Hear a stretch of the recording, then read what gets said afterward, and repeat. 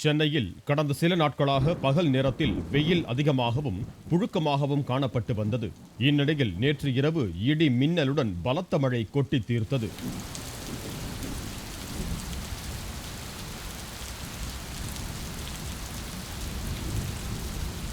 தாழ்வான பகுதிகளில் தண்ணீர் தேங்கி நின்றதால் வாகனங்கள் பழுதாகி நின்றன.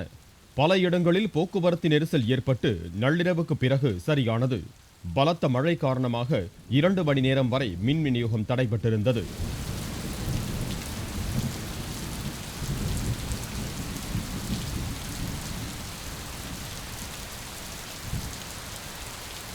இதேபோன்று சென்னையின் புறநகர் பகுதிகளிலும் திருவள்ளூர் மற்றும் காஞ்சிபுரம் மாவட்டங்களிலும் நள்ளிரவு வரை கனமழை நீடித்தது. அம்பத்தூர், ஆவடி, பாடி உள்ளிட்ட இடங்களில் வாகன நெரிசல் ஏற்பட்டு போக்குவரத்து பாதிக்கப்பட்டது.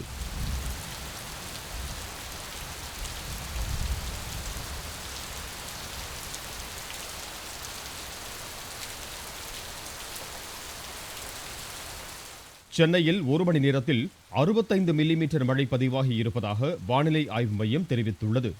வளிமண்டலத்தில் ஏற்பட்டுள்ள மேலடுக்கு சுழற்சி காரணமாக கனமழை பெய்திருப்பதாக வானிலை மைய அதிகாரிகள் தெரிவித்தனர். இதேபோன்று கிருஷ்ணகிரி மாவட்டத்தில் ஊத்தங்கரை மற்றும் அதன் சுற்றுவட்டார பகுதிகளில் இன்று அதிகாலை 4:30 மணி முதல் பலத்த மழை பெய்தது. திருவண்ணாமலை மாவட்டம் வந்தவாசி மற்றும் ஆரணியில் நள்ளிரவில் இடி மின்னலுடன் கனமழை கொட்டி தீர்த்தது.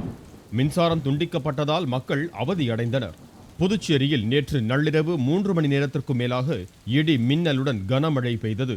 இதனால் சாலைகளில் மழைநீர் வெள்ளம் போல ஓடியதால் போக்குவரத்தில் பாதிப்பு ஏற்பட்டது.